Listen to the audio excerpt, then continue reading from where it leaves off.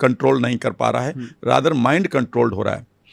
इसके बाद जब आपके फंगल इन्फेक्शन आपको बढ़ रहा है, स्पेशली लेडीज़ में जब फंगल इन्फेक्शन बढ़ता है कि कई बार उनको बैक्टीरियल इन्फेक्शन है, यूटीआई हो रहा है, तो कभी फंगल इन्फेक्शन है, समझ लीजिएगा कि इनकी आंतों में फंगस बन चुकी है, जिसको हम सीफो नाम देते हैं, small intestinal fungal over growth.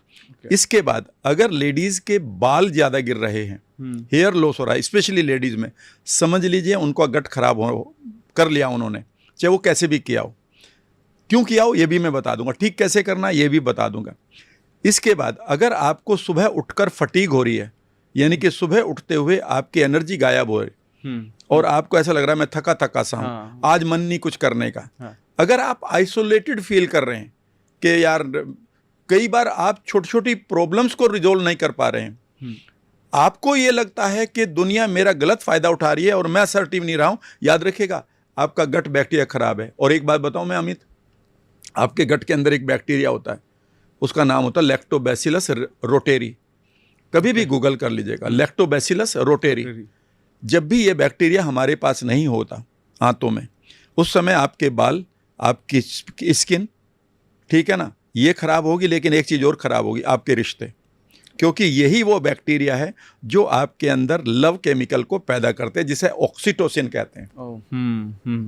समझ गए मेरी बात? और कभी हमें ये छोटी सी चीज़ नहीं पढ़ाई जाती।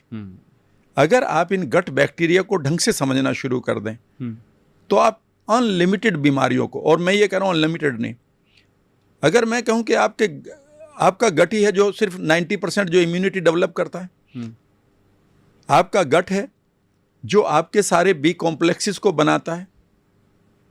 अगर आपका गट खराब हो गया, खराब कैसे होगा वो भी हम डिस्कस करेंगे, तो आपके पास कोई बी कॉम्प्लेक्स नहीं बनेगा। आपके अंदर बी कॉम्प्लेक्स नहीं बनेगा तो आपका दिमाग हमेशा फोगीनेस में रहेगा, कंफ्यूजन रहेगा, छोटी छोटी बातों पर गुस्सा होगा, मारपीट करोगे, काम करने को मन नहीं करेगा, क्योंकि आपका जो बी कॉम्प्लेक्सेस है वो आपके ब्रेन के लिए बेहद जरूरी है, ओवरऑल हेल्थ के लिए भी जरूरी है।